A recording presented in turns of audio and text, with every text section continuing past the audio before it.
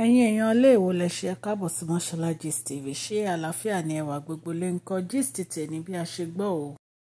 Àwọn olórí àǹtí wa M àti R wọ́n ní wọ́n tún wá sí inú palace o láti wá bẹ kábíyèsí bóyá wọ́n lè padà sí inú palace. Ipe ìgbà tí Queen Naomi ò ti padà mọ́ kí kábíyèsí yọ̀ǹda wọn káwọn move ẹrù àwọn wá sínú palace padà. Ṣé mọ̀ pé a sọ fún yín nílé wípé fẹ̀yìn ara lé wípé àwọn family Queen Naomi àtàwọn ọ̀rẹ́ kábíyèsí nìkan dúró sí Royal Mansion nítorí pé inú apartment wọn yẹn kò save láti padà síbẹ̀ ní ìsìn. Kì í ṣe pé bóyá Queen Naomi ò ṣe ní padà sínú palace o bá ṣe gbọ́ o. Tó bá jẹ́ pé lóòótọ́ ni gist tá à ń gbọ́ yìí o, wọ́n ní for some time ni kí wọ́n fi yanjú gbogbo nǹkan tí wọ́n fẹ́ yanjú nínú apartment wọn.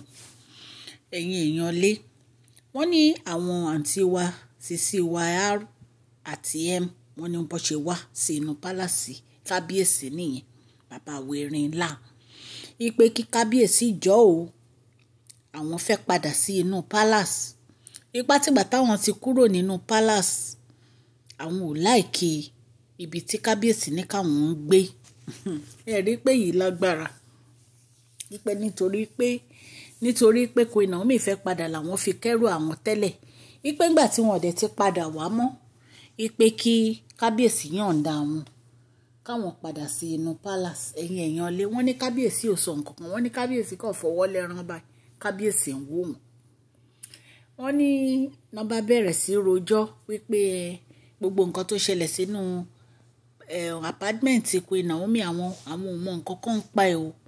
Kò sí nǹkan kan táwọn mọ̀ ń pẹ́. Ṣẹ̀mẹ̀ pé àǹtí wa ti kọ́kọ́ wá tẹ́lẹ̀ tó wá sẹ́ pé òun mọ nǹkan kan ń pẹ́ tán ni pé àwọn elder lọ sí family house wọn lọ warn àwọn family pé kan sọ fún un pé gbogbo àṣírí ẹ̀ ti tú.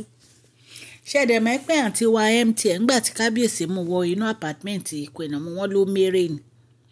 So wọ́n ní wọ́n wá ní ìsìn wọn wá ń rojọ́ pé àwọn ò mọ nǹkan kan pàkó tó ṣẹlẹ̀ sí apartment Queen Naomi o.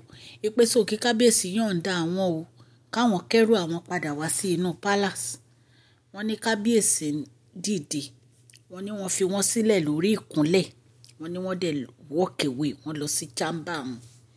Wọ́n nígbà tó rí pé kábíyèsí ti dìde kábíyèsí wọlé allegedly ó bá ṣe gbọ́ o. Wọ́n ní bí wọ́n ṣe bẹ̀rẹ̀ sí sọ̀rọ̀ nìyẹn ní pé ẹ̀yìn sáwọn ní àwọn ní kí Queen Naomi má padà wá sínú palace ni wípé kí wá lóde tí kábíyèsí ń ṣe báyẹn ṣe bí nǹkan táwọn ní káwọn wá bá wọn sọ ṣe bí fún àǹfààní wọn náà ni.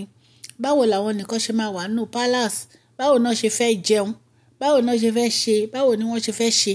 Ṣé ẹ̀yin lẹ ń dáná fún kábíyèsí tẹ́lẹ̀ ni? Ìgbà tẹ́ wà nínú palace gan ẹ̀ dáná fún kábíyèsí náà.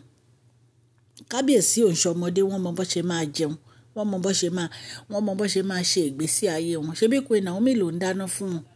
Even gan ìgbà tẹ́ wà nínú palace wọ́n ti ní kí àwọn kúkú gan kọ́ má dáná fún kábíyèsí mọ́. Ẹ̀yin èèyàn lé nǹkan tá a gbọ́ nìyẹn wà allegedly. Ẹ jẹ́ pé gist tá à ń sọ fún yín tó bá yẹ pé òótọ́ ni bá ṣe gbọ́ nǹkan tó ló ṣẹlẹ̀ ní. Ẹ jẹ́ kí ẹ̀yin olólùfẹ́ mi ní ilé lóko àtìlẹ́yìn òde wípé ẹ káàbọ̀ sí Mashola Gist TV. Mashola Gist TV. Àtúndé Mashola Gist TV. Àtúndé bí a ṣe ń dé a kí ọmọdé a kí àgbà ẹ káàbọ̀ sí Mashola Gist TV.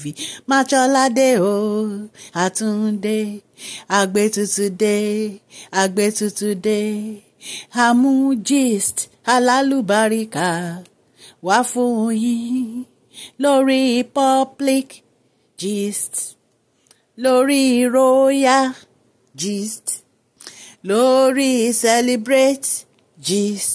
Mashola Àtúndé o Àtúndé Mashola Gist TV Àtúndé.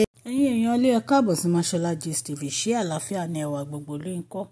Orúkọ mi ni Mashola, mo máa ń sọ̀rọ̀ nípa celebrity gist, royal gist, politics àti gbogbo nǹkan tó ń lọ ní agbègbè orílẹ̀-èdè bàbá wa ní ilẹ̀ Nàìjíríà. À ń sọ Yorùbá lórí channel yìí nítorí pé àfẹ́gbàgbé àṣà àti èdè wa. Ẹ kàn sí wa ní Mashola Gist TV. Tẹ́ bá ní ìpolówó ọjà lọ́lọ́kun òjọ̀kan, a máa bá yín polówó ẹ̀. Ẹ kàn sí wa ní masholagist@gmail.com. Ọlọ́run Elédùmarè á ran gbogbo yín lọ́wọ́ òkè òkè ní ọlá yín á máa lọ, ọlá yín ò ní lọ ìsàlẹ̀ láéláé.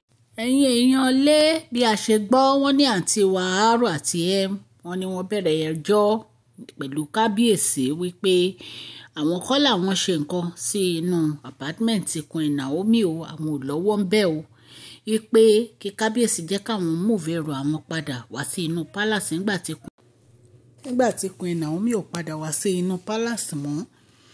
Wọ́n ní kábíyèsí kan dìde, wọ́n dẹ̀ walk away, wọ́n dẹ̀ lọ sí chamber wọ́n fi wọ́n sílẹ̀. Wọ́n nígbà tán rojọ́ pé ṣáwọn ni àwọn wá fa gbogbo wàhálà yìí ni, kí wá ló dé tí kábíyèsí ń fìyà jà wọn, kí ló dé tí kábíyèsí ò lè lift restriction tó gbé láwọn lórí.